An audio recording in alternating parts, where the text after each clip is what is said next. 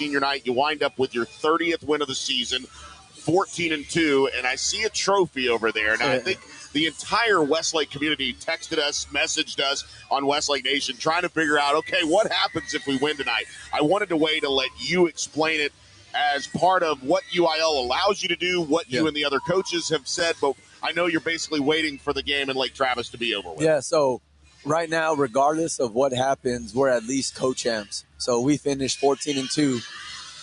Right now, Johnson's up on LT 5 under a minute. So that would give Lake Travis 3 losses. That would push them down to the third place team. Johnson has Dow Valley at home on Tuesday for senior night. If Johnson wins that game, then we're tied. Our tiebreaker goes to how you perform versus the third place team.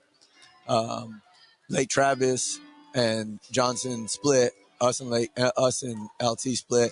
So then it goes down to everybody else. Well, we swept everybody else. Johnson swept everybody else. So it's a straight up tie. So then that comes down to we could decide to flip a coin or we could play. We have the bye on Tuesday, and so we could always try to make them, maybe play a game for it if we wanted to. But we'll decide all that next week.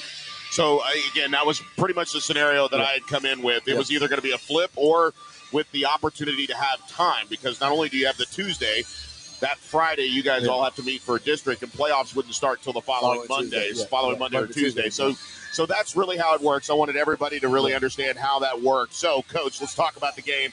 I know it didn't necessarily start the way you wanted it to, but in the second half you really started to see everybody kind of getting on the same page. And I know that timing is always an issue with senior night, having all of the ceremony and all the pomp and circumstance. And then, by the way, we still have to play a basketball game. But you saw your guys come off the bench. And we talk about this a lot at the end of football games when the score gets lopsided. But you see guys like Byington get into the game and immediately create an issue on the offensive glass. You see NAC4 with a 3 in the corner. But I think the bench went nuts with Henry of Villarreal in like maybe 2 minutes of opportunity, has 7 points, including a big 3-pointer. So, again, that's really, when you see that, I think the image that always comes to mind is the guys that play all of the minutes are right there just absolutely going nuts. And Blake said something about that here in postgame where he said, those guys work as hard as anybody else, maybe even harder. Yeah. They do everything that you ask them to do. They're here all the time. The same expectation during practice and pregame and day of game and all that, they have it, but then they don't necessarily get to play. And so then for them to get their opportunity, you just hope you can stretch out the lead so that you can get everybody some minutes. I told Henry, the guys, they bring a lot. Tristan through this year has gotten in really good shape. He slimmed down. He was dunking the ball and walked through today like it was nothing, easy. NAC4 brings this positive energy all the time, and he works hard, and he's just in the middle of all the guys with this really good spirit that brings everybody up, never brings anybody down. And then, we got Riggs and Jacob who the things don't run well. They're not with us. And then I told Henry during the senior night ceremony, I thought Henry had improved more than anybody else from day one to now. And he was like, really, Coach? I was like, yeah, you in practice, you're hitting shots, you play your role, you're doing all those things. And then, he gets a shot and he scores 7 just like that. I was really happy for him. A final thought, Coach. I know that this senior night and this year has been different, loaded with adversity, but again, getting this final victory and then going immediately into playoff preparation, whether you decide to play a play-in game for first seeding or not, or whether you decide to flip, this group has been battle-tested. They've battled through injuries. They've had to deal with all kinds of different things on top of the fact that this is not necessarily one of your more experienced bunch. But now, looking back on these 34 games, you have to go, okay, I don't have a returning starter, and we still managed to at least win a share of a district title, which would be 8 consecutive district titles, Coach. I think it says more to what this team is getting out of their 3 years of preparation. At least this senior class has had to be about as patient as one could be, and I think it really embodies your program and just what it means to be a part of this Westlake basketball program. And the kid, like you say, my program, and that it's like our program. Like I really feel it's like all of us. Everything that goes into it, from the way the community, comes out to support us, the way you show up, and it makes it a big deal. The Westlake Nation takes care of us and promotes us, the way our administration takes care of us on the academic side and athletic side. And then you have the parents, and then all these kids, and then just every year, um, I tell you this every year. I feel like it's the same team, but they're all different faces. It's just like Eric Seegers. He does well. No, that's not a good. Tristan doesn't know Harrison Hackney from year one or Goldberg. Right. Eric does because his brother was on that team. But to me, they're sort of like all one big group.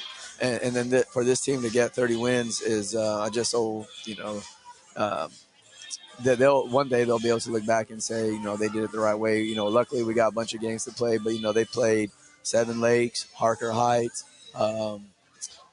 Lake Travis, Johnson, San Antonio Reagan, Round Rock.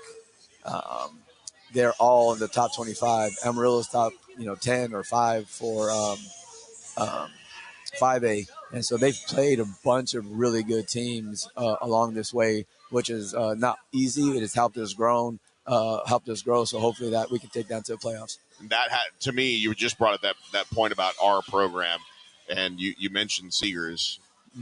It's got to be surreal to see Eric Seegers, and then 8 years ago you have Andrew Seegers, who was on your team when kind of all of this started. Yeah. That really tells you that the family that you talk about is absolutely real here on Senior. Yeah, the Henry Villarreal and DB, DB's little brother, and Crystal took a picture with D. Lee and Gavin and CC not playing right now, and Theo when they were at Westridge, and now they're juniors getting ready to finish up their junior season, and just to be around, we feel very lucky to be around and get to see these kids grow. Final thought, Coach. I'm going to let you brag on your assistant coaches, because I think when you really look at it, everybody plays a role on the floor. Everybody plays a role in practice. But when you're a guy like me who is constantly looking for storylines, the tail of the tape, if you will, we get these scouting reports that I'm not supposed to share with anybody. It's almost like I have to redact it like it's, FBI private, private information. But